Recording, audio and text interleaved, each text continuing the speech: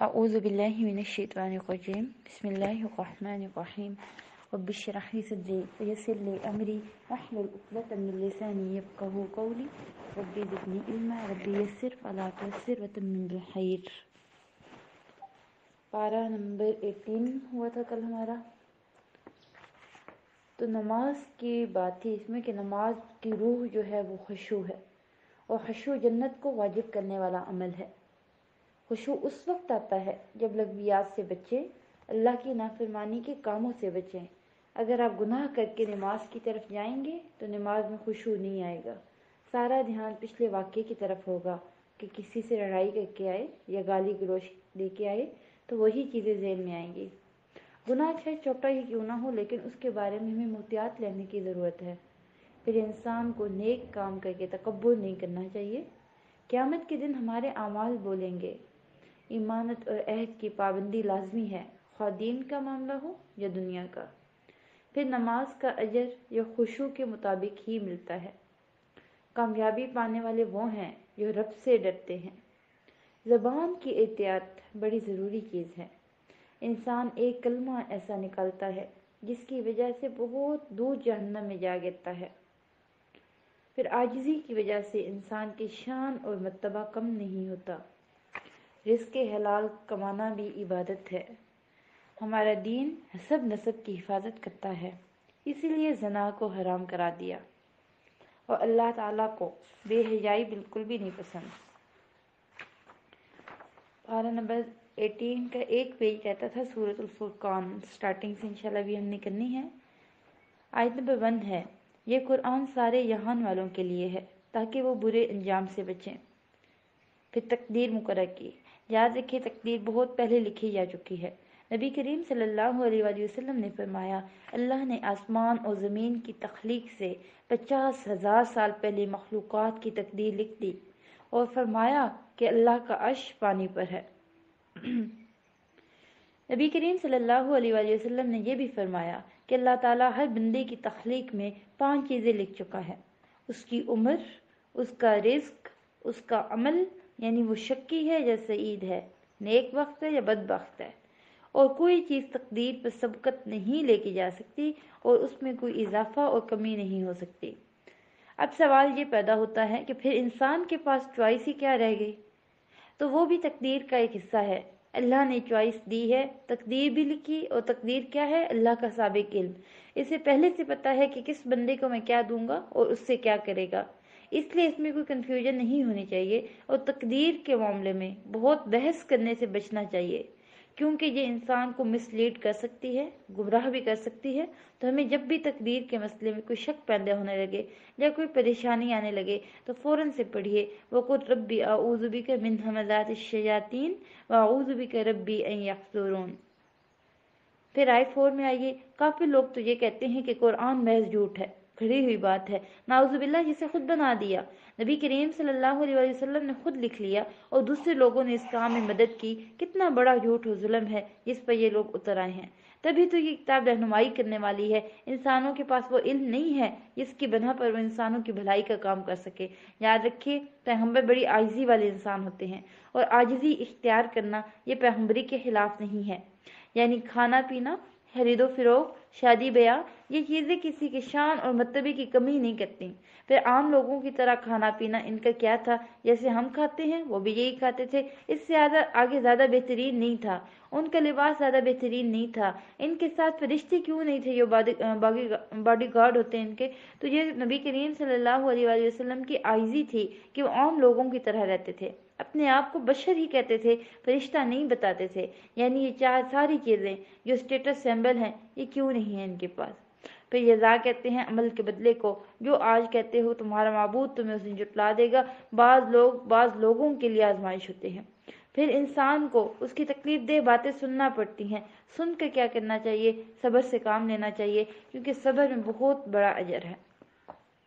ابو سفیان sorry کہتے ہیں، جس شخص کے ساتھ اللہ بھلائی کا ارادہ کرتا ہے اس کے لیے علم حاصل کرنے اور اس سے حفظ سے بہتر کوئی عمل نہیں پاتا۔ یعنی یہ انسان کے خوش قسمتی کے دروازے ہیں جو کھل جاتے ہیں۔ اگر وہ علم کے راستے پر چلتا ہے کیونکہ اس کو نیکی کے نئے نئے کام کرنے کے طریقے معلوم ہوں گے جس سے وہ آخرت میں بھی بڑا نفع کمائے گا۔ تو جو شخص علم حاصل کرتا ہے اور صرف حاصل نہیں کرتا، صرف ریسیو نہیں ہے بلکہ اس کو ریٹین بھی کرتا ہے، اس کو یاد بھی رکھتا ہے، یعنی حفظ کرنے کا مطلب یہ نہیں ہے کہ صرف رٹ لیا جائے بلکہ اس کو عمل کے وقت بھی یاد کرے، ایسا شخص خوش قسمت ہے اور وہ سمجھے کہ اللہ نے اس کے ساتھ بھلائی کا ارادہ کیا ہے۔ حسن بن صالح کہتے ہیں، یقیناً لوگ اپنے دین میں اسی طرح اس علم کے محتاج ہوں گے جس طرح اپنی دنیا میں کھانے پینے کے محتاج ہوتے ہیں۔ یعنی ہمارے جسم کو جیسے کھانے پینے کی ضرورت ہوتی ہے، اسی طرح ہمیں دین کے معاملے میں ہمیں علم کی ضرورت ہے، علم کی محتاجی ہے۔ اللہ سبحانہ و تعالی ہمیں اسی راستے پر چلائے رکھے اور ایسا علم عطا کرے جس سے ہمارے دین اور دنیا دونوں سمجھ جائیں۔ اب مشرکین نے کیا کیا؟ نبی کریم صلی اللہ علیہ وآلہ وسلم کی تکذیب کی، آپ کو جھٹلایا، جنہوں نے اللہ کے وعدے اور وعید کو جھٹلایا، جن کے دل میں نہ آخرت کا خوف ہے، نہ خالق کا خوف ہے، نہ خالق سے ملاقات کی کوئی امید ہے، انہوں نے اس طرح کی باتیں کی کہ ہمارے اوپر فرشتے کیوں نہ آئے، ہمارے سامنے آتے، ہمیں یہ بتاتے کہ یہ اللہ کے رسول ہے، وہ ہمیں بتاتے کہ کوئی رب بھی ہے، کوئی آخرت بھی ہے، پھر یہ کہ رسول کی صداقت کی گواہی دیتے کہ تم رسول کی اتباع کرو۔ تو یہ بات انہوں نے کسی واقع حقیقی ضرورت کے تحت نہیں کی، بلکہ سبب صرف تکبر اور سرکشی تھا، کیونکہ انہوں نے اپنے دل میں اپنے آپ کو بہت بڑا سمجھ رکھا تھا۔ یعنی انسان جب خود کو بہت بڑی چیز سمجھتا ہے تو پھر وہ دوسرے سے بڑی بڑی توقعات بھی رکھتا ہے، مطالبے بھی کرتا ہے۔ تو یہاں پہ اللہ تعالیٰ فرماتے ہیں کہ انہوں نے بہت بڑی سرکشی کی، اسی وجہ سے وہ حق بات ماننے کو تیار ہی نہیں۔ سب سے پہلا کون سا دن ہوگا جس میں انسان فرشتوں کو دیکھیں گے؟ یہ موت کا ہے۔ جب موت کا وقت آتا ہے، جان لینے والے فرشتے آتے ہیں، وہ تحد نگاہ آ کر ان کے پاس بیٹھ جاتے ہیں۔ پھر ملک الموت آتا ہے، اس کی روح نکال کے فرشتوں کو دے دیتا ہے۔ جو نیک ہوتا ہے اچھے کفن میں روح کو لپیٹتے ہیں، اور برے انسان کے لیے غلیظ گندے کفن آتے ہیں، اس میں لپیٹ کے اوپر لے جاتے ہیں۔ پھر دوسرا کون سا موقع ہوتا ہے جب انسان فرشتوں کو دیکھتا ہے؟ منکر نکیر کی شکل میں جب آتے ہیں قبر کے اندر۔ تیسرا موقع جو ہے وہ یوم حشر ہے، میدان حشر میں دیکھیں گے۔ تینوں موقعوں پر دو طرح کے فرشتے ہوتے ہیں، نیک لوگوں کے لیے اچھے خوبصورت شکل والے، خوشخبری دینے والے، اور برے لوگوں کے لیے، مجرم لوگوں کے لیے عذاب کی وعید سنانے والے، ان کی پٹائی کرنے والے فرشتے ہیں۔ کیونکہ مجرم لوگوں کی جب روح نکالی جاتی ہے، فرشتے آ کر ان کو باقاعدہ ان کے چہروں پر، ان کی پیٹھوں پر مارتے ہیں، اور اس طرح منکر نکیر بھی ان کو ماریں گے، اور قیامت کے دن بھی ان کی سخت شامت آنی ہے۔ اس لیے انسان کو یہ نہیں سمجھنا چاہیے کہ فرشتے جو آئے ہیں تو یہ ان کو بہت خوشی کا دن ہوگا۔ نہیں، جس دن یہ لوگ فرشتے دیکھیں گے تو وہ دن ایسے مجرموں کے لیے کوئی خوشی کا دن نہیں ہے۔ وہ پکار اٹھیں گے، اب تو تم سے پناہ مانگتے ہیں، اب ہم فرشتے نہیں دیکھنا چاہتے۔ ابھی کیا کر رہے ہیں؟ فرشتوں کا مطالبہ۔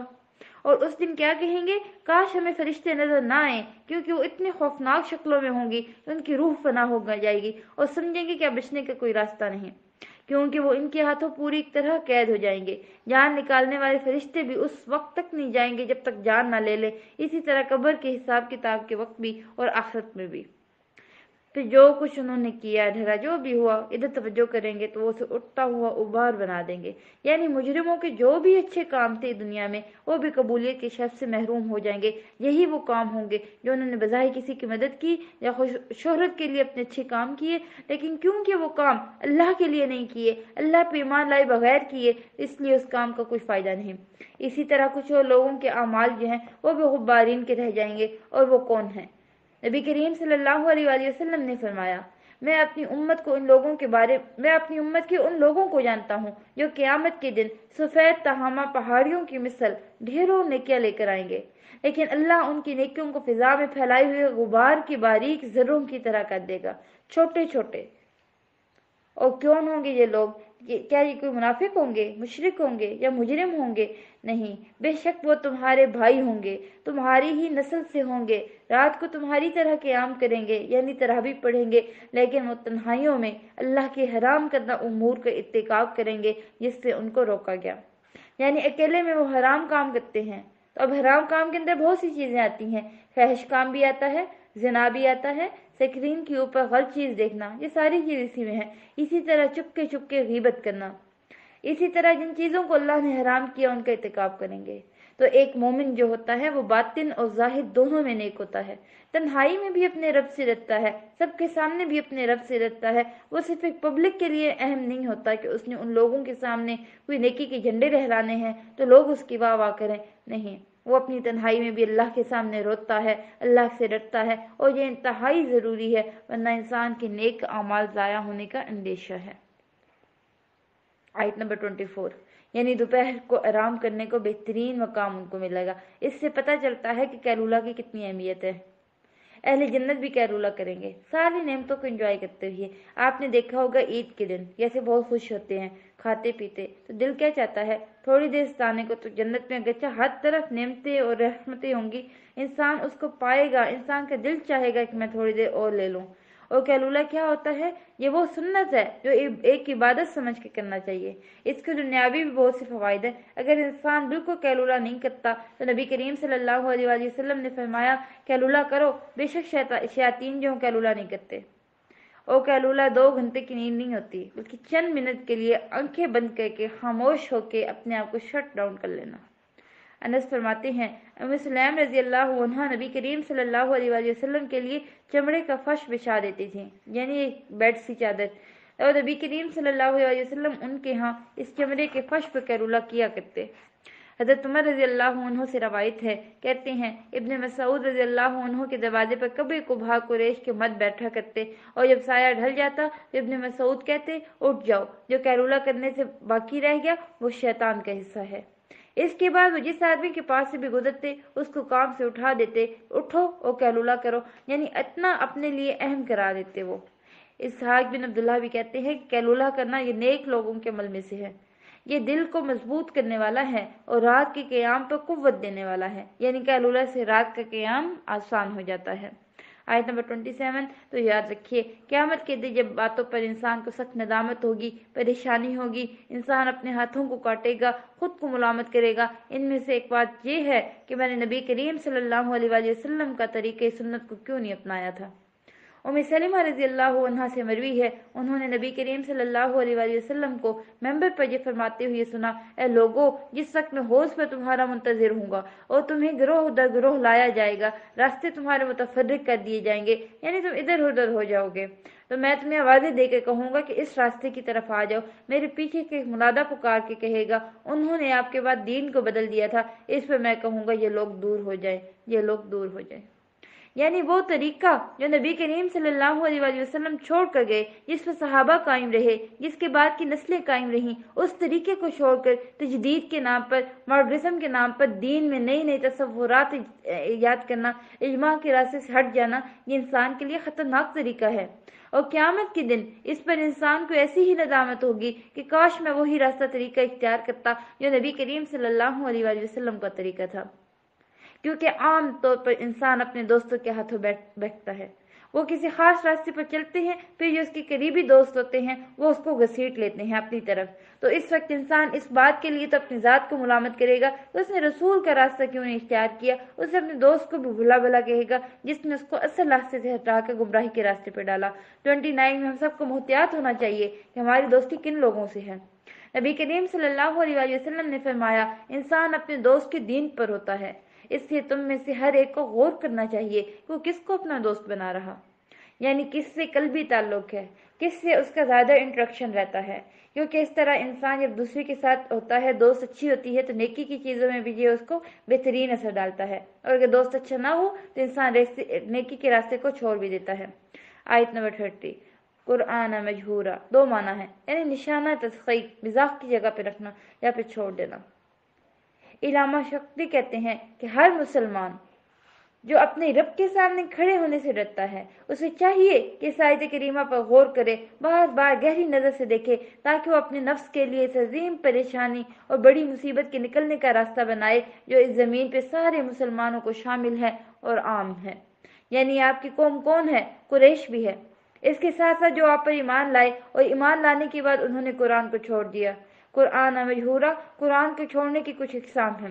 علامہ ابن قیم فرماتے ہیں کہ قرآن کو ترک کرنے کی کئی اقسام ہیں۔ اس کو نہ سننا، اس پر ایمان نہ لانا، اس پر عمل نہ کرنا، اس کے حلال اور حرام کو حرام نہ سمجھنا، اس کے حکم نہ ماننا، اس کو حاکم نہ بنانا اپنے فیصلوں پہ، اس پر غور و فکر نہ کرنا، اس کا فہم حاصل نہ کرنا، اس کے ذریعے علاج نہ کرنا، یہ ساری چیزیں قرآن کو چھوڑنے میں شامل ہیں۔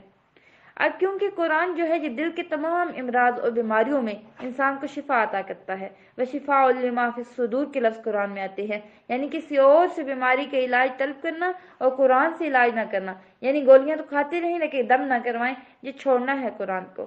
یہ سب اللہ کے اس قول میں داخل ہے، وَقَالَ الرَّسُولُ يَا رَبِّ إِنَّ قَوْمَ اتَّخَذُوا هَٰذَا الْقُرْآنَ مَهْجُورًا، یعنی انہوں نے قرآن کو چھوڑ دیا ہے۔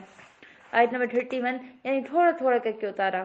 انسان کی زندگی میں، انسان کے اندر ہر روز نئی تبدیلی آئی ہوتی ہے، یعنی ایک دن آپ اٹھتے تو آپ خوش ہوتے ہیں، دوسرے دن اٹھتے تو کوئی پریشانی ہوتی ہے، تیسرے دن کوئی خواب دیکھ لیتے ہیں جو بے چین کر رہا ہوتا ہے، چوتھے دن بچوں کی باتیں ایسے سن لیتے ہیں ڈسٹرب کر دیتی ہیں۔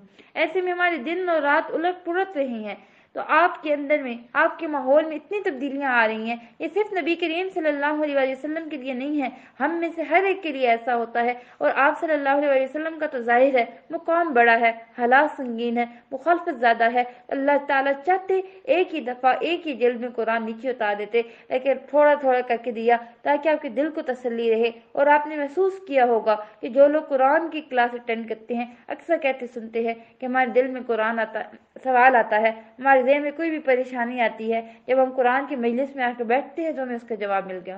تو یہ ہر روز تھوڑا تھوڑا پڑھنے کا فائدہ ہوتا ہے۔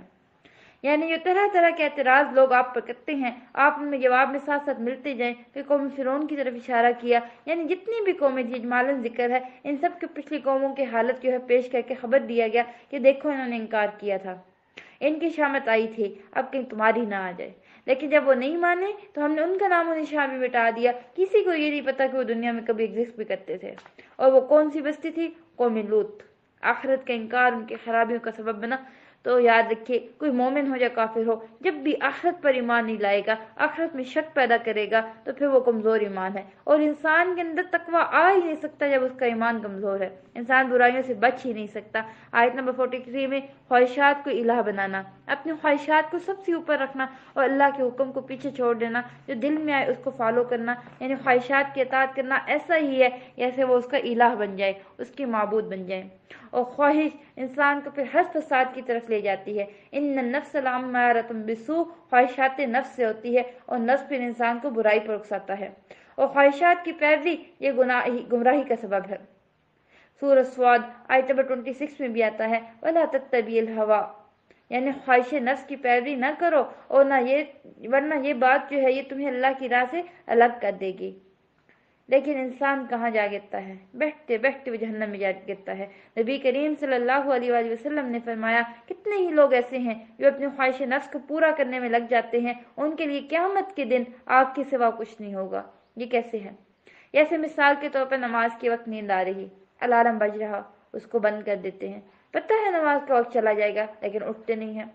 پھر روزہ رکھنے کے بجائے کھانا پینا، یہ بہت بڑی خواہش ہے کہ ہم اس پہ کنٹرول نہیں کر سکتے، اللہ کے حکم ہم نے پیچھے کیا۔ اسی طرح اپنے آرام دہ زندگی پسند ہے تو حج پہ جانا مشکل ہے تو اپنے خواہش نفس کی پیروی کی۔ اسی طرح لوگوں کے ساتھ معاملات میں خواہش نفس کی پیروی، انسان کو دوسروں کے حکم چلانا دوسروں پہ، پھر جو دل میں آئے وہ بولتے چلے جانا، جو دل میں آئے وہ سنتے چلے جانا، یہ ساری چیزیں خواہش نفس سے تعلق ہیں۔ پھر جنسی معاملات میں انسان کے خواہشات میں حلال اور حرام کی پرواہ نہ کرنا، بیوی کو چھوڑ کر حرام طریقوں سے اپنی خواہش کو پوری کرنا، یہ ساری چیزیں اسی میں شامل ہو جاتی ہیں۔ یعنی جو بھی حرام راستے ہیں، ناجائز راستے ہیں، انسان کو اپنی طرف لے جاتے ہیں۔ آیت نمبر 44، جیسے مویشی ہوتے ہیں، گائیں بھینس وغیرہ، ان کو صرف اپنی خواہش پوری کرنے کا پتہ ہے کہ انہوں نے کھانا ہے، پینا ہے، بچے پیدا کرنے ہیں، اور بس ان کی زندگی میں کوئی بڑا مقصد نہیں ہے۔ آیت نمبر 45، اگر اللہ تعالیٰ سورج کو شل کر دیتے، جیسے ہماری لائٹس آن آف ہوتی ہے ایسی سورج بھی آن آف ہوتا، تو یہ بھی آپ دیکھیں کہ صرف ایک ہی جگہ پر اگر سورج چمکتا رہتا کتنی عجیب دنیا ہوتی، کہیں اندھیرا ہے کہیں روشنی ہے، پھر کہیں روشنی کہیں اندھیرا، اس طرح کا ہوتا۔ یہ بڑا بہترین ایک سسٹم ہے کہ پوری دنیا روشن ہے، پوری دنیا پھر اندھیرے میں جائے گی، اس میں ایک سکون کی کیفیت ہوتی ہے، اس سے اوقات کا پتہ چلتا ہے کہ اب صبح ہے یا شام ہے یا رات ہے۔ آیت نمبر 51، طبائف میں الگ ہونا، مکہ میں الگ ہونا، مدینہ میں الگ ہونا، لیکن اللہ کا یہ طریقہ نہیں ہے۔ اللہ کو معلوم ہے کہ ایک ہی نبی سب کے لیے کافی ہے، پھر 52 میں یعنی قرآن کو لے کر اس کے ساتھ جہاد کیجیے، مطلب یہ ہے کہ اس کی تعلیم کو عام کیجیے، اس کے پیغام کو عام کیجیے، زیادہ سے زیادہ لوگوں کو کفر اور شرک سے بچائیے۔ تو اس میں قرآن کو وسیع پیمانے پر پھیلانے اور لوگوں کو لے جانے میں جو محنت ہے، اس کا نام جو ہے یہ جہاد کا نام ہے، کیونکہ یہ مکی صورت ہے، مکہ میں کوئی قتال نازل نہیں ہوا، جنگ کا حکم نہیں آیا، تو اس کے زیادہ سے زیادہ لوگوں کو پیغام پہنچایا جا رہا ہے۔ 58 یعنی اپنے بندوں کے بارے میں خوب جانتا ہے کہ وہ کیا گناہ کرتے ہیں۔ استغفر اللہ، اسی لیے انسان لوگوں سے ڈرنے کا تو کوئی فائدہ نہیں ہے، لوگوں سے چھپ کے گناہ کریں تو کوئی فائدہ نہیں، کیونکہ گناہ کا اکثر نقصان کہاں پہ ہے؟ جس کی طرف سے گناہ پر سزا ملنے والی ہے وہ تو ہر جگہ دیکھ رہا ہے، لوگ دیکھ رہے ہیں یا نہیں وہ تو دیکھ رہا، اس سے چھپ کے بھی گناہ کرنے کا فائدہ نہیں، کیونکہ اللہ کی نظر میں ہے۔ پھر جو رحمان کی معرفت رکھتا ہے، رحمان کو پہچانتا ہے، اس سے معلوم کیے کہ رحمان کون ہے، اس کی رحمت کیا ہے۔ اور اس کا تجربہ آپ لوگوں نے بھی کیا ہوگا کہ کچھ لوگوں کو آپ نماز کے کہتے ہیں، وہ زیادہ آپ سے چڑھ جاتے ہیں، زیادہ متنفر ہو جاتے ہیں، دور بھاگتے ہیں، ان کے پاس پھر نماز کا کوئی پوچھے نہیں کہ نہیں۔ تو یہاں بھی اللہ تعالیٰ کی صرف الرحمن کا استعمال ہوا، رحمان کے بارے میں پوچھنے کا بھی کہا کہ پوچھو رحمان کون ہے، یاد رکھیے اللہ کے خاص ناموں میں سے ہے یہ نام، اور اللہ کے سوا کسی اور کو یہ نام نہیں رکھا جا سکتا، اللہ کے سوا کسی اور کو ہم رحمان نہیں کہہ سکتے۔ الرحمن اور رحیم دونوں نام ہی رحمت سے مشتق ہے، اور رحمت کا لغوی معنی ہوتا ہے نرم دلی، شفقت کرنا، مہربانی کا سلوک کرنا۔ اللہ کی رحمت نے ہر چیز کو گھیرے ہوئی ہے، اللہ نے اپنی ذات پر اپنی رحمت کو لازم کر لیا، اللہ کی رحمت اللہ کے غضب پر حاوی ہے، زمین میں اس کی رحمت کا صرف ایک حصہ ہے جو ساری مخلوقات کو دیا گیا۔ ہمیں کوشش کرنی چاہیے کہ ہم بندوں پہ مہربان ہوں، اللہ کی رحمت کو پانے والے کام کریں۔ تو اللہ کی رحمت کن کاموں سے آتی ہے؟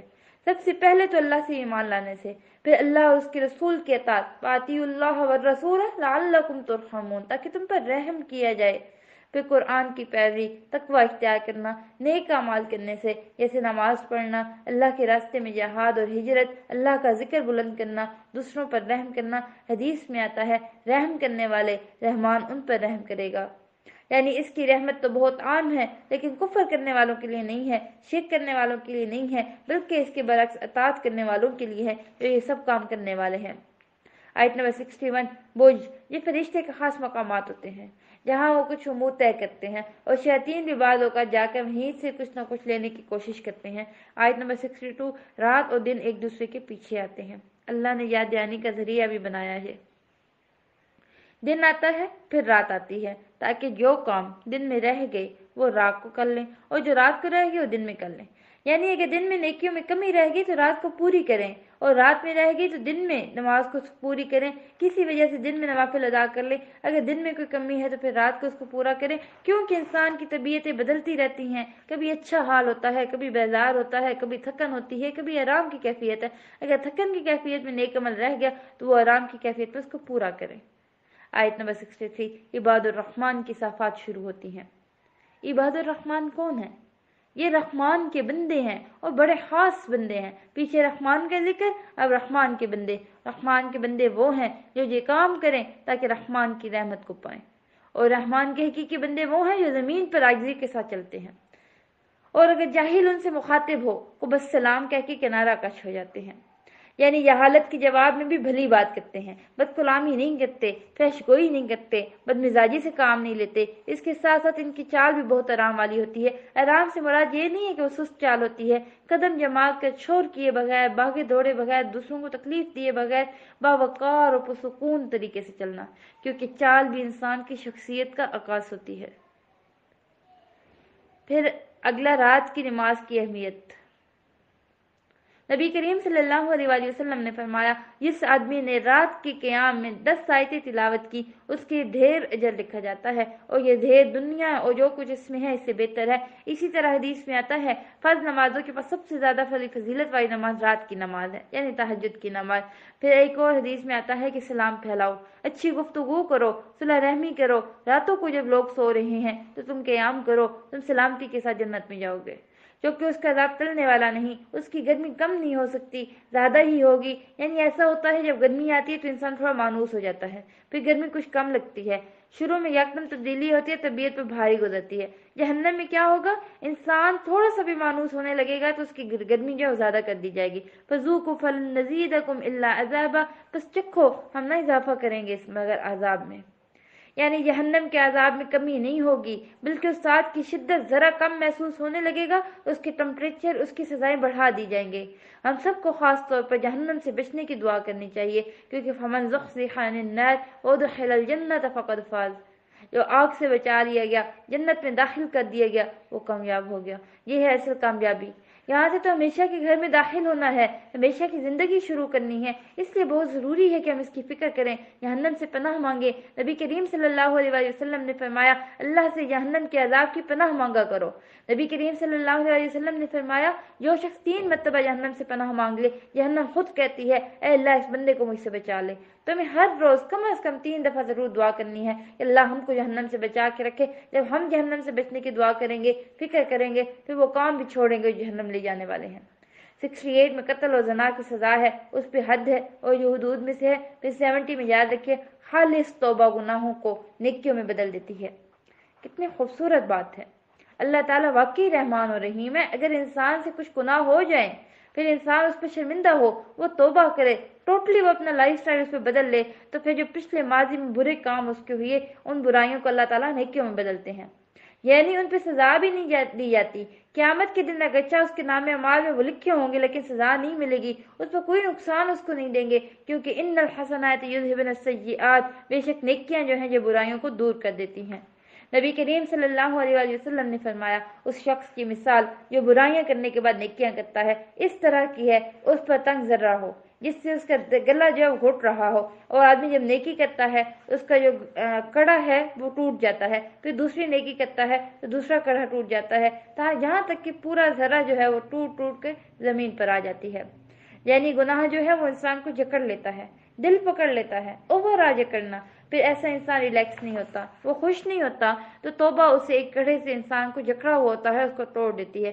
ایک ایک نیکی جو ہے یہ انسان کے دل کو کھلا کرتی ہے۔ جیسا کہ آپ نے محسوس کیا، جب تراویح پڑھتے ہیں، قرآن کی تلاوت کرتے ہیں، ذکر اذکار، صدقہ خیرات، تفسیر، جو کوئی بھی نیکی کا ہم کام کرتے ہیں، تو یہ باتیں ہمارے دل کے اندر کی گھٹن میں ضرور کمی واقع کرتی ہیں، اس میں کمی آتی ہے قرآن کا سننا۔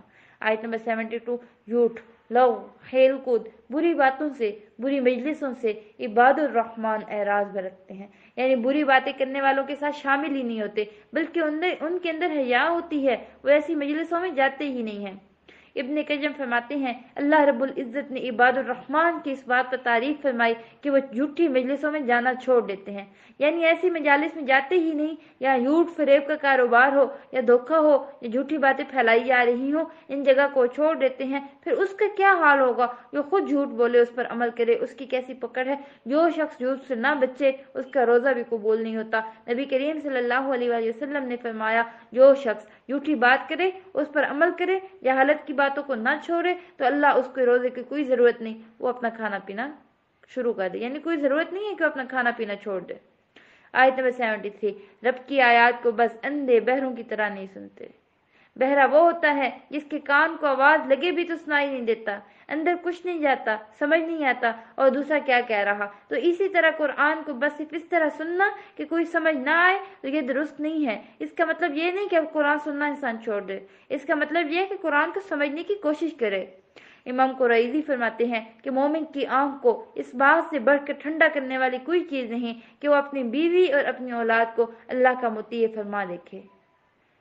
آپ نے محسوس کیا ہوگا جب بچہ کوئی نیکی کا کام کرتا ہے تو خوشی ہوتی ہے کہ وہ کتنی بڑی دولت پر کما کے لانے پر بھی نہیں ہوتی جتنی اس کی نیکی سے ہوتی ہے۔ اس سے یہ بھی پتہ چلتا ہے کہ ہمیں اپنی اولاد کی اچھی تربیت کرنی چاہیے، انہیں باادب بنانا چاہیے، دوسروں کے فائدے کا بتانا چاہیے، امت کی اور تمام انسانوں کی خیر خواہی والا بنانا چاہیے۔ اسی طرح یہاں پر لفظ ازواج آیا، اس کا اطلاق بیوی کے لیے بھی ہے، شوہر کے لیے بھی ہے، ساتھیوں کے لیے بھی ہے، یعنی جس کے ساتھ مل کر انسان کام کرتا ہے وہ اس کے ازواج میں شامل ہے۔ یہ صرف شوہر یا بیوی نہیں ہے، جن کے ساتھ مل کر انسان نیکی کا کام کرتا ہے، اچھے اچھے کام کرتا ہے، جو ہمارے ساتھ رہتے ہیں، ان کے ساتھ ہمارے دن کا بڑا ایک حصہ جن کے ساتھ گزرتا ہے، تو یا اللہ ہمارے لیے فتنہ نہ ہو اور بال جان نہ ہو، بلکہ ہماری آنکھوں کی ٹھنڈک بنے۔ آپ دیکھیے جب اچھے لوگوں کے ساتھ مل کر کام کرتے ہیں تو بھاری سے بھاری کام بھی آسان ہو جاتا ہے۔ پھر جو لوگ جاب کرتے ہیں، کام کرتے ہیں، دو طرح کے ہوتے ہیں۔ ایک تو وہ ہوتے ہیں جنہیں ہر روز صبح اٹھ کر ایک بخار چڑھا ہوتا ہے کہ ہائے کام پر جانا ہے، اور بڑی وجہ کیا ہے؟ باس ایسا ہے، شرافت سے بات نہیں کرتا، کبھی انسانوں جیسی بات ہی اس نے نہیں کی، جھڑے کاٹنے کو تیار ہیں لوگ۔ اور کچھ جگہ ایسی ہوتی ہیں جہاں انسان کام کرتا ہے، رات کو سوتے ہوئے مسکرا کے سوتا ہے، صبح جاتے ہیں تو پھر وہ اچھے کام کرتے ہیں، تو یہ بڑی نعمت ہے اللہ کی۔ تو یہ اللہ سے دعا مانگا کریں کہ صرف گھر والوں کے لیے نہیں، اپنے ساتھیوں کے لیے نہیں، اللہ انہیں بھی ہماری آنکھوں کی ٹھنڈک بنا۔ بعض دوست ایسے ہوتے ہیں جو ہمیں اچھے بھی لگتے ہیں لیکن ہماری مصیبت بن جاتے ہیں، ڈسٹرب کرتے ہیں طرح طرح کی باتیں کر کے، غیبت کر کے۔ لیکن کچھ لوگوں نے تو دوستوں کو ایک ڈسٹ بن بنا لیا ہوتا ہے کہ بس ٹھیک ہے، جو بری بات دیکھی، جو دیکھا وہ اس میں ڈال دیا، باقاعدہ کال یا میسج کر کے کوئی نہ کوئی بری خبر سناتے رہنا کہ یہ ایسا ہوا، یہ ایسا ہوا، یہ ایسا ہوا۔ اس پہ اللہ سے دعا مانگنی چاہیے، اللہ سے پناہ مانگنی چاہیے اور دعا کرنی چاہیے کہ اللہ سب کو ایک ٹھیک کر دے، اور پھر جا اس کو ٹھیک کرے یا پھر اس کو ہم کو اس سے نجات دے دے۔ کیونکہ اگر انسان کو سارا دن کوئی تنگ کرنے والا ہو تو اس سے دماغ خراب ہوتا ہے۔ صبح صبح ایسے لوگوں سے واسطہ پڑے یا ایسے لوگوں کی باتیں سنیں۔ اس کے برعکس جب آپ کسی سے صبح صبح ملاقات کریں، ہنستے مسکراتے ویلکم کریں، پھر آپ دیکھیے آپ کا دن کیسا گزرے گا، زندگی خوشگوار کیسی ہوگی، نیکی کے بڑے بڑے کام، بھاری بھاری کام آسان ہو جائیں گے۔ اور پھر اس میں یہ بھی ہے وَجَعَلْنَا لِلْمُتَّقِينَ إِمَامًا، اے اللہ جو ہمارے فالوور ہیں جن کی ہم امامت کریں وہ بھی متقی ہوں، کیونکہ جس انسان کے فالوور متقی ہوتے ہیں وہ امام کو آگے پیچھے نہیں ہونے دیتے۔ جیسے امام نماز پڑھا رہا، وہ اتنی سی بھی غلطی کرے تو پیچھے والا اگر حافظ ہے، الرٹ ہے، تو زبر ہے کہ غلطی بھی کرنے کو آگے نہیں جانے دے گا۔ لیکن اگر وہی پیچھے غافل لوگ کھڑے ہیں تو امام بڑی سے بڑی غلطی کر کے چلا جائے تو کسی کو کوئی پتہ نہیں۔ اسی طرح ہمارے ساتھی ہمارے فالوور ہیں، جیسے ایک ماں ہے تو بچے اس کے فالوور ہیں۔ اگر نیک بچے ہیں تو ماں باپ کو سمجھائیں گے دیکھیں ماما یہ نہیں کریں، یہ اللہ نے منع کیا۔ تو یہ اللہ ہمیں دعا مانگنی چاہیے، ہمیں متقین کے بیچ میں رکھے، اور متقین کے ساتھ ہم توفنا مع الابرار، یعنی نیک لوگوں کے ساتھ ہماری روح نکلے، اس وقت وہ ہمیں سنبھالنے والے ہوں، نیک لوگ ہمارا جنازہ پڑھانے والے ہوں، تاکہ ہمارے آگے کی منزلیں جو ہیں وہ آسان رہیں۔ تو یہ ہے انسان کی بڑی خوش قسمتی، اور اس کے لیے انسان کو دعا کرتے رہنا چاہیے۔ یہ لوگ دنیا میں بھی انسان کی آنکھیں ٹھنڈی کرتے ہیں، آخرت میں بھی ان کے اچھے دوست ثابت ہوں گے۔ آیت نمبر 76، 11 صفات کا ذکر ہوا جہاں پہ انکساری بھی ہو، بدباری بھی ہو، تہجد پڑھنے والا ہو، اللہ کا خوف رکھنے والا ہو، فضول خرچی اور بخیلی چھوڑنے والا ہو، شرک سے بچنے والا ہو، زنا چھوڑنے والا ہو، نہ حق قتل نہ کرنے والا ہو، توبہ کرنے والا ہو، جھوٹ چھوڑ دینے والا ہو، بس سلوکی کرنے والے سے درگزر کرنے والا ہو، حق کی دعوت قبول کرنے والا ہو، اور اس بات کا اظہار کرنے والا ہو کہ اللہ کی بارگاہ میں دعا کرنے کا وہ محتاج ہے۔ تو یہ عباد الرحمن ہیں۔ اب دیکھیے، خود کو دیکھیں کہ ہم عباد الرحمن میں شامل ہیں یا نہیں، ہمارے اندر یہ صفات ہیں یا نہیں ہیں، تو کتنے پرسنٹ ہیں، نہیں تو کون سی نہیں ہے، اس کو اپنے اندر بلڈ کیجئے۔ سورۃ الشعراء، یعنی قرآن میں دلچسپی نہیں ہوتی، نبی کریم صلی اللہ علیہ وآلہ وسلم کی بات کی طرف توجہ ہی نہیں دیتے۔ اس سورت میں 9 مقامات پر آیت نمبر 8 اور 9 کی تکرار آئی۔ سب سے پہلی آیت جس سے بات شروع ہوتی ہے وہ ہے کائنات کی نشانی۔ آیات کونیہ میں ہے کہ لوگ کائنات کی نشانیوں پہ غور ہی نہیں کرتے، اگر یہ غور کرتے تو اپنے رب کو پا لیتے، لیکن اکثر لوگ اسی وجہ سے مومن نہیں ہیں، ان کو غور و فکر کا طریقہ ہی نہیں معلوم۔ یہاں اللہ کی 2 صفات کا ذکر ہے، العزیز الرحیم۔ عزیز ایسی ہستی ہوتی ہے جس کا کوئی ادراک نہیں کر سکتا، اور مخلوق کی صفات سے بڑی بلند ہوتی ہے، اس کا مرتبہ بلند ہے، کسی کے آگے جھکنے والا نہیں ہے، عقل فہم سے اتنا دور جس کا حادثہ ہماری عقل کر ہی نہیں سکتی۔ وہ اپنی ذات میں بے نیاز ہے، کسی کا محتاج نہیں ہے، وہ ایسی ہستی کہ کوئی ہستی اس جیسی نہیں، مخلوق اس کی شدید محتاج، اس تک رسائی پانا انتہائی مشکل، کیونکہ لیکن اس کے ساتھ وہ رحیم بھی ہے، اس لیے کہ وہ مخلوق کی دعائیں سنتا ہے، غالب ہے، اس کو مغلوب نہیں کیا جا سکتا، محفوظ ہے، جس کو کوئی نقصان نہیں دے سکتا، جس کو کوئی پکڑ نہیں سکتا، بھاگنے والے اس سے عاجز نہیں آ سکتے، بہت رحم کرنے والا ہے، بار بار رحم کرنے والا ہے، جو مساکین کی فریاد رسی بھی کرتا ہے، سب کے ساتھ شفقت کا معاملہ بھی رکھتا ہے، خواہ اس کے اطاعت کرے یا نہ کرے۔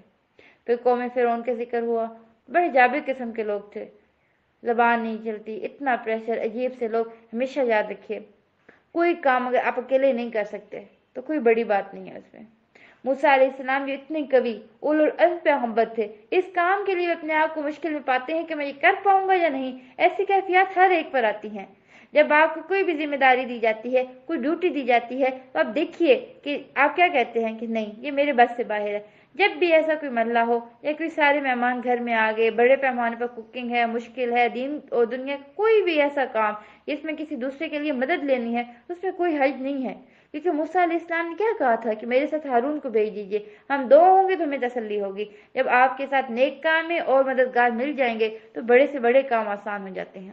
نبی کریم صلی اللہ علیہ وآلہ وسلم نے فرمایا، اللہ تعالیٰ نے کوئی نبی یا خلیفہ نہیں بھیجا مگر اس کے ساتھ دو طرح کے صلاح کار اور مشیر ہوتے ہیں، ایک اسے نیکی کا حکم دیتا ہے اور دوسرا اسے برائی سے منع کرتا ہے، اور دوسرا اسے دیوانہ بنانے میں کوئی نہیں چھوڑتا، یعنی جس کو اسے برے حمزات سے بچا لیا گیا وہ محفوظ ہو گیا، اللہ کا حمزات جو تھا وہ مسلمان ہو گیا۔ یعنی یہ وہ بات ہے کہ ہر انسان کے ساتھ ایک شیطان ہوتا ہے۔ پھر نیک وزیر جو ہوتا ہے وہ اللہ کی طرف سے حکمران کی بھلائی کا سبب بنتا ہے۔ انسان اکیلا انسان ایک ہی ہے، کہتے ہیں دو دو 11 ہوتے ہیں، کام بھی آسان ہوتا ہے، ذہنوں کا جو اشتراک ہوتا ہے نئی سمتیں نکلتی ہیں۔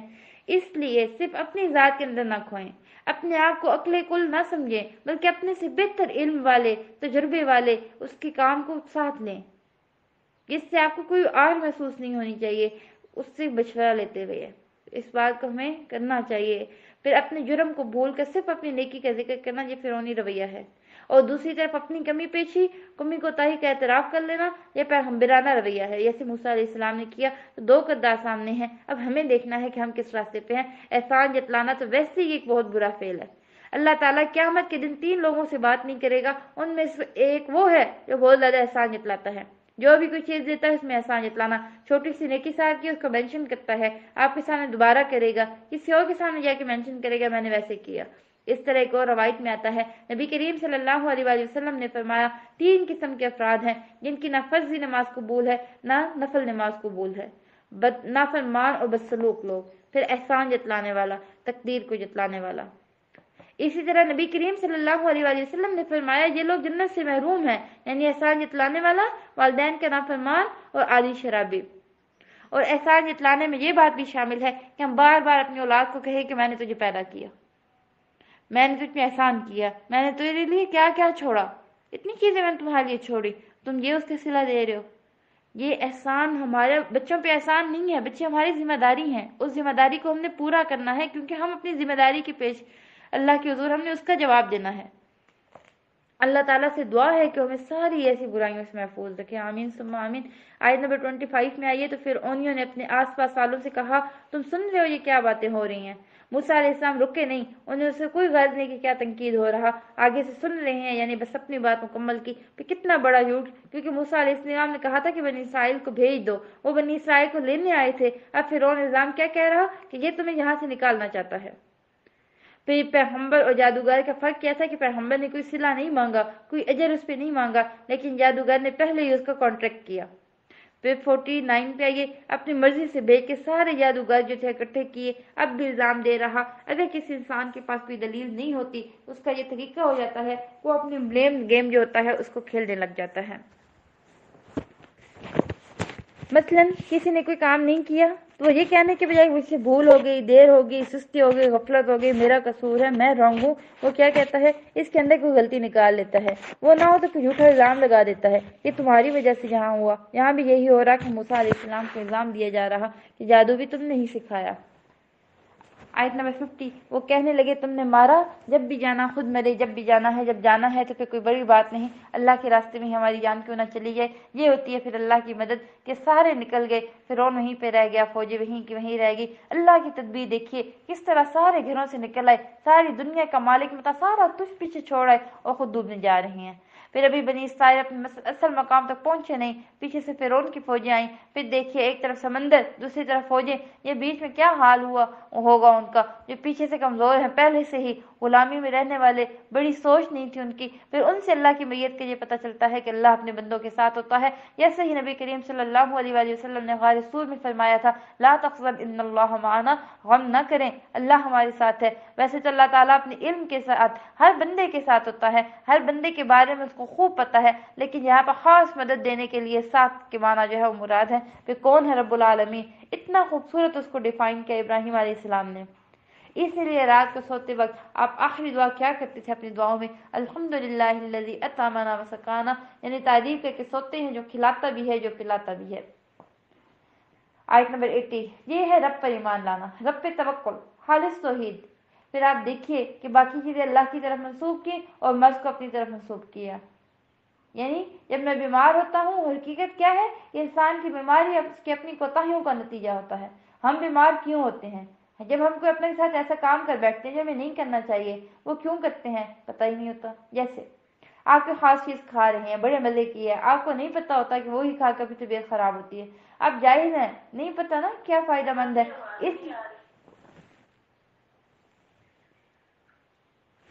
ابھی آواز اپنی جہالت، اپنی غفلت، اپنی خواہشات کی وجہ سے ایسے کام کر بیٹھتے ہیں جس کی وجہ سے ہم بیمار پڑتے ہیں، چاہے وہ روحانی بیماری ہے یا جسمانی بیماری ہے، ہوتا ہماری اپنی غفلت کا نتیجہ ہے۔ تو بعض اوقات جب انسان ٹھیک بھی سمجھتا ہے تو وہ انسان کے حق میں غلط ہوتے ہیں اور وہ اس کو کسی نہ کسی طرح بیمار کر دیتا ہے۔ ایسے میں جب انسان بیمار ہو جاتا ہے تو کس کے پاس جائے؟ اپنے رب کے پاس کہ اللہ تو ہی مجھے شفا دینے والا ہے، تو مجھے شفا دے دے۔ پھر بیماری میں جو دعائیں پڑھنی چاہیے وہ ضرور پڑھنی چاہیے، ان میں بھی اللہ تعالیٰ سے ہی شفا کی طلب کی جا رہی ہوتی ہے۔ حس یہی ہے کہ ان کو فائدہ اٹھانی چاہیے ہمیں۔ ہم کوشش کریں کہ لوگوں کی تکلیفیں دور کر سکیں، کیونکہ رحم آتا ہے، ترس آتا ہے جب لوگ تکلیف میں ہوتے ہیں، جبکہ علاج موجود ہے۔ ہمارا اپنا ٹرینڈ بن چکا ہے کہ کیمیکل استعمال کرنے ہیں، ہم نے کریں وہ بھی کریں، دعاؤں کی کثرت کریں، جتنی پابندی کر سکتے ہیں کریں، اینٹی بایوٹک لینی ہے ضرور لیں، اس میں کوئی پریشانی نہیں، کوئی مسئلہ نہیں، صبح و شام کے اذکار کی پابندی کریں، پھر دیکھیں کہ آپ کو ان پر یقین کس بات پہ شفا اللہ نے دینی ہے۔ اللہ تعالیٰ دوا کے بغیر بھی شفا دیتا ہے۔ یعقوب علیہ السلام کی آنکھیں لوٹ آئی تھیں، کیا کسی آپریشن سے لوٹی تھیں؟ موتیا ٹھیک کیا تھا، بس اللہ کا حکم ہوا، قمیض ڈالی، آنکھیں دیکھنے لگ گئیں۔ قرآن بتا رہا ہے ہمیں تو ہمارا یقین ہونا چاہیے، کیونکہ جس یقین سے ہم دعا مانگتے ہیں اس یقین سے ہمیں فائدہ ہوتا ہے، تو اللہ تعالیٰ سے شفا اور آسانی طلب کرنی چاہیے۔ آیت نمبر 82 یہ ہوتا ہے کہ رب جس کے ہاتھ میں میری موت اور زندگی ہے، بدلے کی معافی مل جانی ہے، مجھے پتہ ہے میری غلطیاں ہیں، میرا قصور ہے، میری خطائیں ہیں، تو مالک یوم الدین ہے، بس اس دن مجھے معاف کر دینا۔ آیت نمبر 83 اس کے بعد اپنے رب سے دوبارہ دعا کی۔ ہمیں بھی ضرورت ہے، حکمت وہی ہوتی ہے جو اللہ دیتا ہے، ایک ہوتی ہے سمجھ بوجھ جو کتابوں سے تجربات سے آتی ہے، حکمت الگ چیز ہے، یہ سراسر اللہ کا انعام ہے۔ میں یوت الحکمت فقد اوتی خیرا کثیرا، ہمیں اللہ سے مانگنی چاہیے، اور جب حکمت آ جاتی ہے تو اس کے اندر ایسی فراست آ جاتی ہے، سب چیزوں کو اس طرح وہ دیکھنے اور سمجھنے لگ جاتا ہے کوئی اور سمجھ ہی نہیں پاتا، اور بعض اوقات آپ کا نقطۂ نظر لوگ سمجھ نہیں پاتے، اتنے دور روز آپ کی نگاہ ہوتی ہے کہ کوئی چھوٹی سی بات کرتا ہے تو بڑی بات کو اخذ کر لیتے ہیں۔ حکمت کی وجہ سے الحقنی بالصالحین، یہ ان کی دعا تھی کہ نیک لوگوں کے ساتھ ہو۔ نیک لوگوں کے ساتھ اس لیے بھی اچھا ہے کہ ان کو دیکھ کر دل کرتا ہے کہ ہم بھی نیک بن جائیں، کیونکہ انسان اپنی مجلس یا اپنے ساتھیوں کا ایک حصہ ہوتا ہے، جیسے وہ ہوتے ہیں ویسا ہی وہ ہوتا ہے، خربوزہ خربوزے کو دیکھ کے رنگ پکڑتا ہے۔ دوسرا یہ بھی ہے کہ نیک لوگوں کی وجہ سے انسان برائیوں سے بچا رہتا ہے، پھر یہ نیک لوگ ساتھ ہوتے ہیں جو مرتے دم بھی ہمیں سے کلمہ جو ہے وہ پڑھوا ہی دیتے ہیں۔ کتنے تکلیف میں ہوتے ہیں جب آپ کو یہ پتا ہو کہ آپ کا ساتھی دھوکے باز ہے، پھر چاہے یہ گھر کے اندر ہو یا گھر کے باہر ہو یا کہیں پہ بھی ہو، اس سے مل جل کر کہیں پہ بھی رہنا ہے، وہاں پہ دھوکہ بازی نہیں کرنی، بلکہ بہترین اور نیک انسان بن کر رہنا ہے۔ پھر سچی ناموری کیوں؟ کیونکہ بہت سے لوگ کام نہیں کرتے لیکن تعریف بڑی چاہتے ہیں۔ منافقین کی بڑی اہم جو خصوصیت بیان کی گئی، اور کیا وَيُحِبُّونَ يُحْمَدُوا بِمَا لَمْ يَفْعَلُوا، اس چیز کو وہ پسند کرتے ہیں کہ ان کے اس کام پر تعریف کی جائے جو انہوں نے کیا ہی نہیں۔ استغفر اللہ، ہم اپنا جائزہ لینا چاہیے، ہم ایسے تو نہیں کر رہے جو کام ہم نہیں کرتے ہم دوسرے کر دیں، فرنٹ پر ہم آ جائیں جیسے سارا کمال ہمارا ہے، تو ایسی چیز سے ہمیں پناہ مانگنی چاہیے، کیونکہ یہ بڑا دھوکہ ہے، انسان نیکیوں میں پیچھے رہ جاتا ہے، تو کیونکہ جب واہ واہ کرنے لگ جائے نا انسان کی، تو انسان سوچتا ہے کہ میں بہت کچھ بن گیا، ہو سکتا ہے وہ اس کی آنکھوں کا دھوکہ ہو، جھوٹی تعریف ہو۔ اس لیے جب بھی ایسا ہو تو ابراہیم علیہ السلام نے بڑی خوبصورت دعا مانگی کہ اللہ سچی ناموری جب واقعی درست ہو اور بعد میں لوگ اچھے الفاظ میں یاد رکھے تاکہ ان کے نمونہ بن جاؤں، تو اللہ تعالیٰ ابراہیم علیہ السلام کو کیا بنا دیا؟ پھر نبی کریم صلی اللہ علیہ وسلم اور آپ کے ساتھیوں کے لیے کیا ہے؟ بہترین نمونہ ہے۔ پھر باپ کی وجہ سے مجھے رسوا نہیں کرنا۔ پھر قلب سلیم کی بات ہوئی آیت نمبر 89 میں۔ اب قلب سلیم کیا ہے؟ اس کی 5 صفات ہوتی ہیں۔ وہ اللہ کے لیے مطیع تھے، اس نے نبی کریم صلی اللہ علیہ وسلم کی اطاعت کو تسلیم کیا، اس نے اللہ کی قضاء و قدر کے فیصلے جو تھے ان کو قبول کیا، ہر اس چیز سے سلامتی میں آ گیا، پاک ہو گیا جو اللہ کے ذکر عبادت سے دور ہونے والے تھے۔ پھر اس نے اللہ کے دوستوں سے صلح کی، اللہ کے دشمنوں سے دشمنی کی، اور یہ سلامت دل کی 5 صفات ہیں۔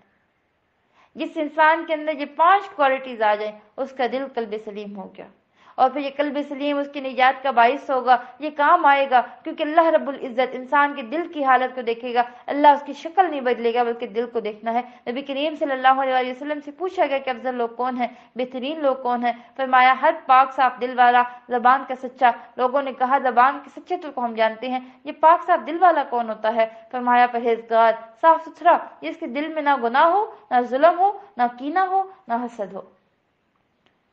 اور ہمیں اللہ تعالیٰ ان چیزوں سے بچائے کہ ایسے نہ ہو کہ حسد ہی آ جاتا ہے انسان کے اندر، رحمت سے اللہ تعالیٰ اس کو دور کر دیتا ہے۔ قلب سلیم کی ہمیں دعا کرنی چاہیے، اللہم اسألک قلبا سلیما ولسانا صادقا۔ پھر یاد رکھے جب بھی کسی گناہ میں پچھتاوا ہو تو فوراً توبہ کیجیے، خالی پچھتاوے نہ رہے۔ بہت سے لوگ پچھتاتے ہیں، اپنی انرجی ویسٹ کر دیتے ہیں، کاش میں یہ نہ کرتی، یہ گناہ نہ کرتی، وہاں نہ جاتی، لیکن فوراً سے اس کو توبہ نہیں کرتے۔ ان الحسنات یذہبن السیئات، نیکیاں برائیوں کو دور کرتی ہیں۔ اسی طرح کسی انسان کے حق میں کوئی کوتاہی ہوگی، کسی غیبت ہوگی، کسی کو غلط مذاق کہہ دیا کہ اس کا دل ٹوٹ گیا، کسی کے ساتھ کوئی بدگمانی کر لی، اب بعد میں جو ضمیر ہوتا ہے وہ ستاتا ضرور ہے، ایک مرتبہ جو تم نے ٹھیک نہیں کیا، جس چیز پر اندر سے آواز ہے یہ ٹھیک نہیں کیا، فوراً توبہ کیجیے، استغفار کیجیے، یا اللہ تو مجھے معاف کر، پتہ نہیں کیسے منہ سے بات نکل گئی، میں نے سوچا نہیں تھا کہ میں یہ کام کروں گی، میں نے ایسا کیوں کیا۔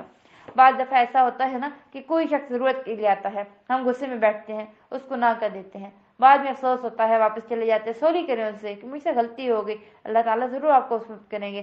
اس چیز میں انسان کی انرجی پازیٹیو رخ میں گئی، وہ پریشانیوں تکلیف غم سے محفوظ ہوا۔ ورنہ شیطان کا طریقہ یہ ہے کہ پہلے غلطی کرواؤ، جب کر بیٹھے تو پھر نادم بھی کرواتا ہے کہ پریشان رہو اور پشمان رہو، اور شیطان کی دونوں چالوں سے محفوظ رہنا ہے، وہ فوراً سے توبہ کرنی ہے، اور اگر توبہ نہیں کی تو پھر عذاب میں پہنچے جانا ہے۔ سوچئے کبھی اولے آتے ہیں، کبھی بڑا سائز کبھی چھوٹا سائز، گھبراہٹ شروع ہو گئی، کھڑکیاں ٹوٹنا شروع ہو گئی، فصلیں تباہ ہوئی، کیا کیا نقصان دیکھے۔ انسان خود باہر ہو تو چوٹ لگتی ہے، مگر آپ نے دیکھا ہوگا کہ اولے جیسے زمین پر گرتے ہیں ٹوٹ جاتے ہیں۔ برف بھی تو ہوتی ہے، لیکن وہ پتھر جب اوپر سے آ رہے تھے بڑے سخت ہوتے ہیں، جو لگ کے بھی ٹوٹنے والے نہیں ہوتے، اسی طرح ہلاکت کا باعث بنتے ہیں۔ پھر ہر رسول نے اپنی ایمانت کی تسلی دی کہ جو بات کروں گا میں وہ درست کروں گا۔ 185 میں ہر پیغمبر کو یہ لفظ سننا پڑا کہ اس پر جادو ہوا، اس کا دماغ چل گیا، یہ مجنون ہے، یہ پیغمبروں کی سنت ہے۔ لیکن آج ہم پر کوئی الزام لگائے تو ہمیں مائنڈ کی بات نہیں کرنا چاہیے، وہی طریقے اختیار کریں جو پیغمبروں نے اختیار کیا، ان سے روک نہیں گئے تھے، اب بھی نہیں۔ تمہیں بتانے والا مجھ پر الزام لگا رہا، ہمارا طرز عمل کیا ہے؟ ایک ذرا سی تکلیف پہنچ گئی ہم فوراً وہاں پہ بائیکاٹ کر دیتے ہیں، اور اس بات سے ہمیں منع کیا گیا۔ آئے 187 اس بات کا جواب نہیں دیا کیونکہ کچھ مطالبات بڑے نامعقول ہوتے ہیں، ان پہ توجہ نہیں دینی چاہیے۔ جیسے بچے بھی ہیں نا، بہت زیادہ ایسی فرمائشیں کرنے لگ جاتی ہیں جو ان کو پتہ ہو کہ پوری نہیں ہونے والی، تو اس بات میں نہ پڑیں کہ ان کا نقصان ہے یا فائدہ، فوراً سے بات بدلیں، کیونکہ کچھ باتوں کو صرف بدل کے خلاصی ہو سکتی ہے، یعنی ٹاپک چینج کریں، کیونکہ دلیل سننے کے موڈ میں نہیں ہے۔ تو یہ بات سننے کے کوئی موڈ نہ ہو تو فوراً اپنی دلیل وہاں پہ نہ بیان کریں۔ پھر قرآن کے ڈیفینس ہے کہ دل میں اترنے والا قرآن ہے۔ قرآن کے آنے کا مقصد ہے کہ لوگوں کو خبردار کیا جائے، اس کی عربی میں پڑھنا ضروری ہے، یعنی عربی کا ترجمہ بھی جاننا ہو، عربی زبان جاننا، یہ بھی ضروری ہے کہ قرآن کو سمجھا جائے، اس سے لطف اندوز ہوا جائے۔ خالی عربی کو ایک طرف رکھ کے صرف ترجمہ پڑھ لینا کافی نہیں ہوتا، ترجمہ ہی ہوتا ہے، یہ قرآن نہیں ہے۔ اگر ہم صرف ترجمہ پڑھ کے کہیں کہ ہم نے پورا قرآن پڑھا، یہ غلط ہے۔ آخر نبی کو ایسی زبردست کتاب دی گئی، کچھ تو جان کر ایمان نہیں لائے، جیسے عبداللہ بن سلام تھے، وہ بھی ان علماء میں تھے، بعد میں ایمان لے آئے، انہی کی طرف اشارہ ہے۔ آیت 207 انسان کی موت کتنی بھی ٹل جائے، انسان کتنا بھی بچ جائے، ایک دن مرنا ضرور ہے، بچ نہیں سکتا اس سے۔ امام غزالی کی ایک بڑی مشہور کہاوت ہے، ایک شخص کے پیچھے شیر لگا، بھاگتا بھاگتا آگے کنواں تھا، اس میں چھلانگ لگا گئی اور رسی پکڑ کے کہا میں محفوظ ہوں، لیکن نکلوں گا، جب باہر شیر جائے گا تو شیر بھی وہیں کھڑا رہا کیونکہ اس کی خوشبو آ رہی تھی۔ اتنے میں اس نے دیکھا کہ جو رسی ہے وہ چوہے جو ہے وہ کھا رہے، پھر تھوڑی دیر میں اس کی نظر پڑی تو وہاں سے شہد لانے میں مصروف ہو گیا، وہ کھانے لگا تو بڑا مزہ اس کو آیا، وہ بھول گیا کہ یہاں پہ شیر بھی کھڑا ہے یا دو چوہے بھی ہیں، تو وہ رسی کٹر رہے۔ انسان کا بھی یہی حال ہے کہ وہ شہد کھانے میں تو مصروف ہے، اب وہ چوہے دو کیا ہے، رات اور دن، تو یہ رات اور دن ہماری زندگی کو کم کر رہے ہیں، رسی کٹر رہے ہیں پوری طرح باغ، اور موت جو ہے سر پہ کھڑی ہے شیر کی طرح، اس سے ٹلنا تو ہے نہیں، لیکن انسان یہ سمجھتا ہی نہیں ہے، ابھی کچھ اور دن مزے کرنے میں ہے، کتنے مزے لے گا، آخر ایک دن تو مرنا ہی ہے، اس لیے عقل مند وہی ہے جو اس کی تیاری کرے، شہد کھانے میں مصروف نہ رہے، دنیا کے میٹھے کے پیچھے نہ بھاگے، تو خواہشات کی پیروی نہ کرے۔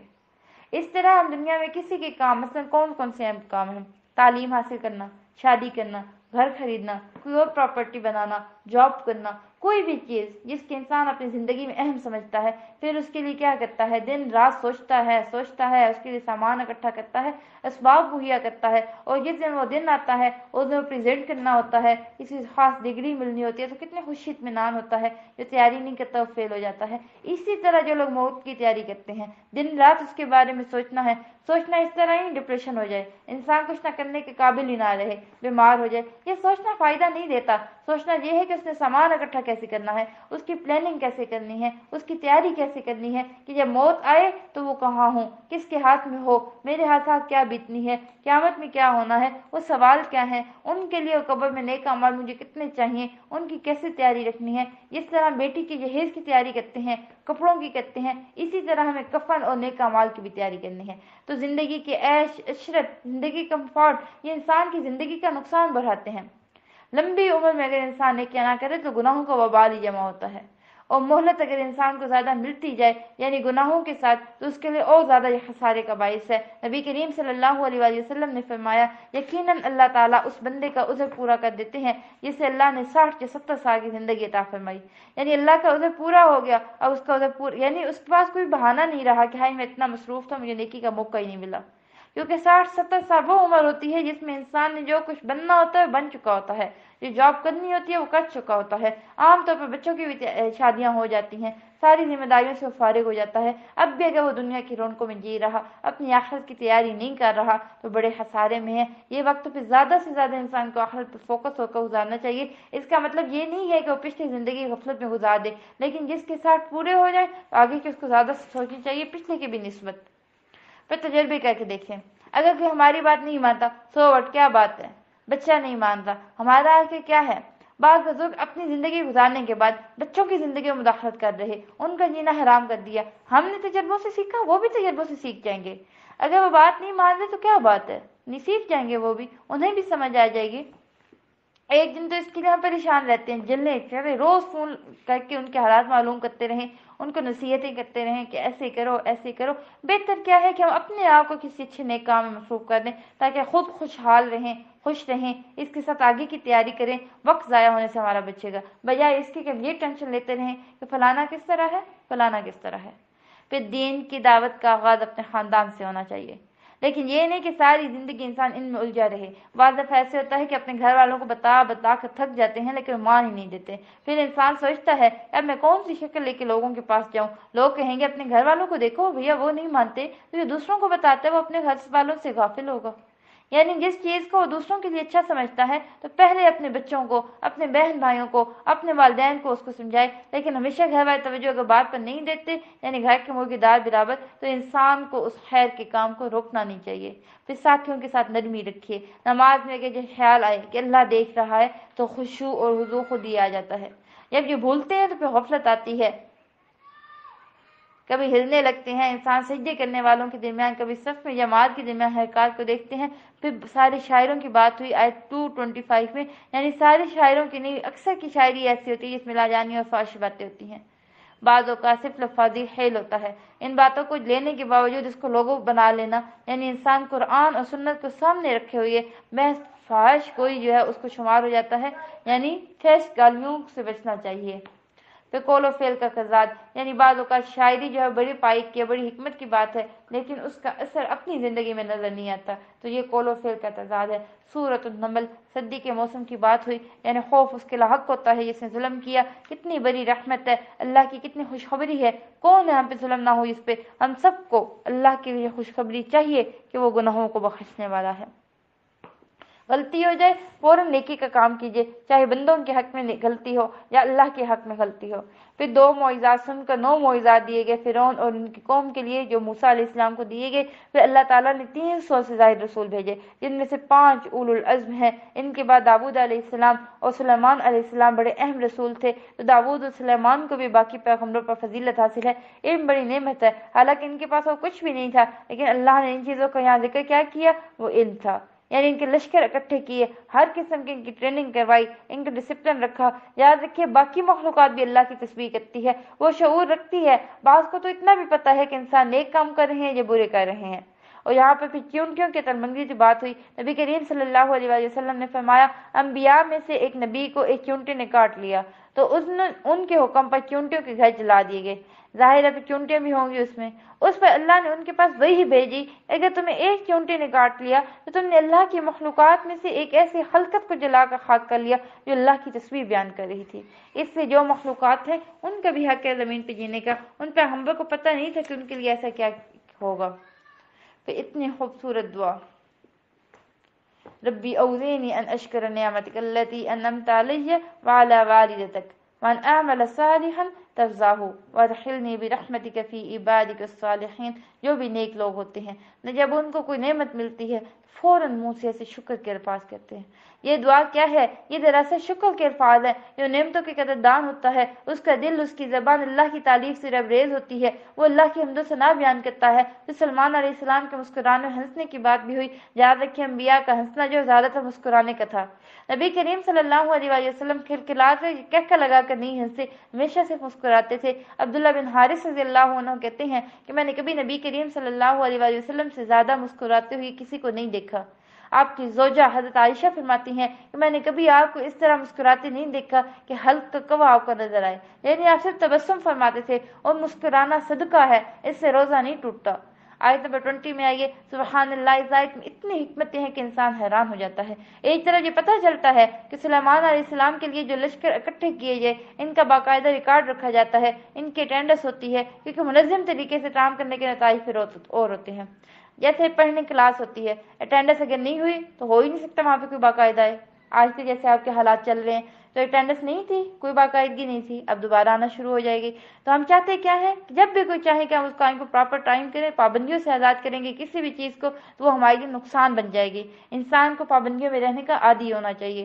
دراصل ہم چاہتے کیا ہیں کہ اپنے وقت کو، دنیا کو پورا وقت دیں، جب تھوڑا سا وقت ملے تو دین میں اپنی حاضری لگوا دیں. ایسا نہیں ہے. دین ہماری پرائیورٹی ہونی چاہیے. پہلے پہ ہماری دین ہے. سوچئے ذرا، جنوں انسانوں مخلوقات کے لشکر ہیں، تعداد ان کی کتنی ہوگی. اندازہ لگائیے سلیمان علیہ السلام کا علم، ان کی نظر کیسی کی. ہڈ کا سائز بھی کیا ہوتا ہے، ہاتھ بھی پکڑ لے انسان تو وہ بھی نظر نہیں آتی. اس کا پیچھا گیا، وہ کہاں گئی. ہڈ کی شاید اسی کام کی وجہ سے نبی کریم صلی اللہ علیہ وسلم نے اس کو مارنے سے منع کیا تھا.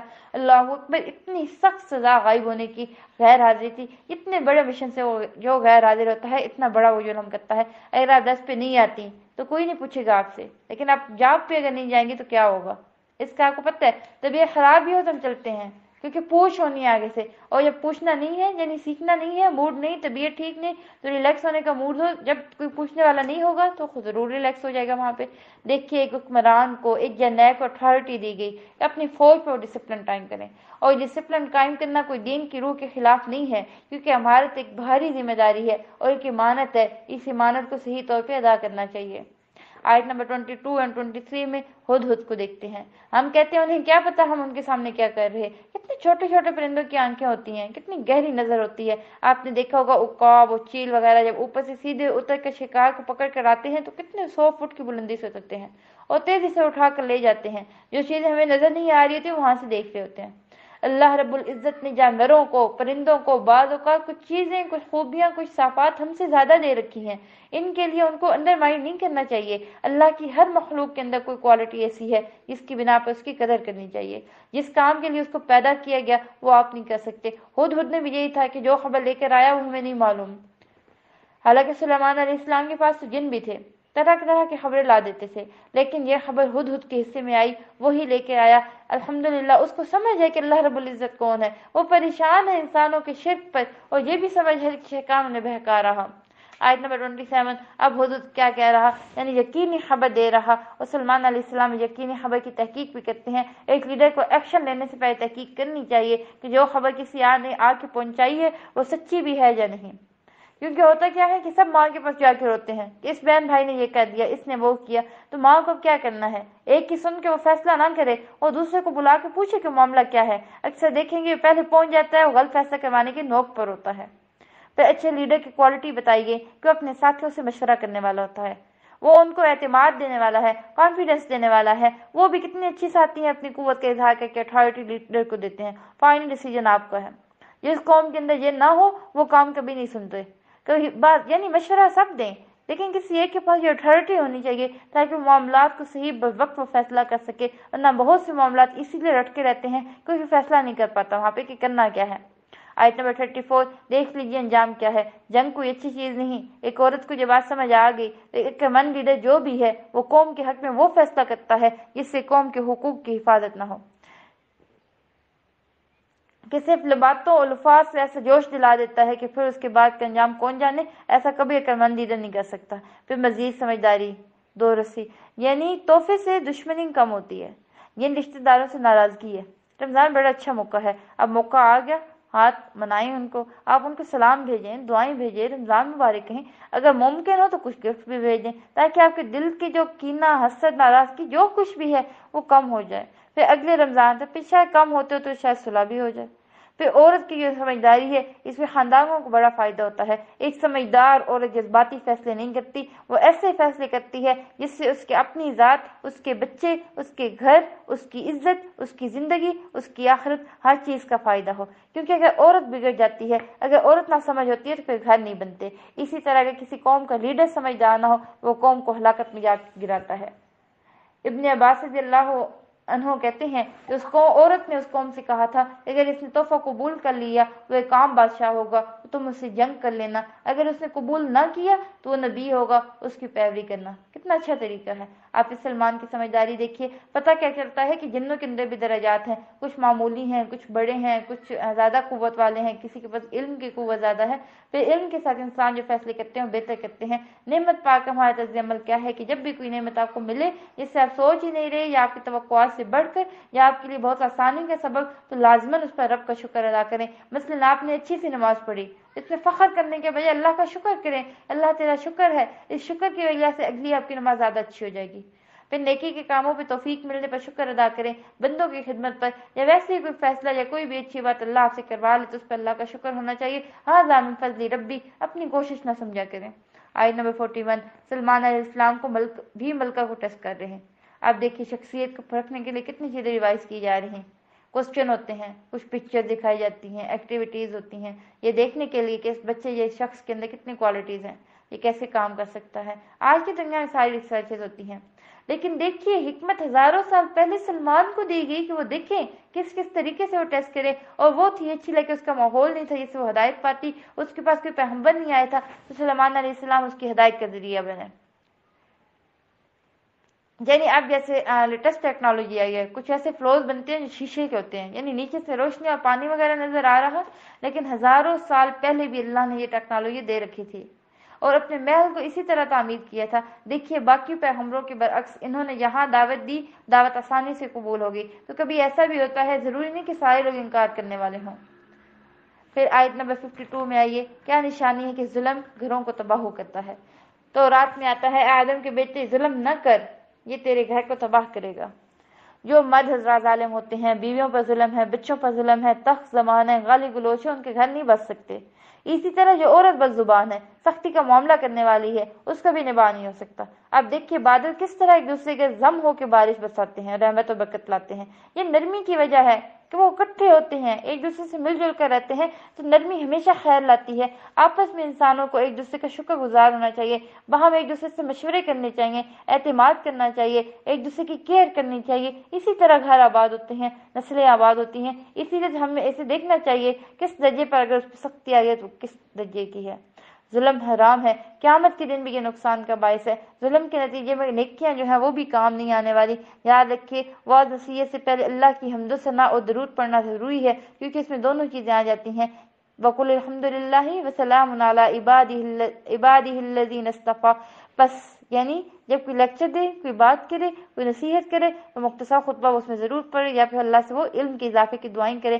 اللہ رب العزت سے دعا ہے کہ ہمیں اس تمام جو ہم نے سنا پڑھا کوئی غلطی ہو تو اس کو معاف کرے اور ہمیں اس پر عمل کرنے کی توفیق دے۔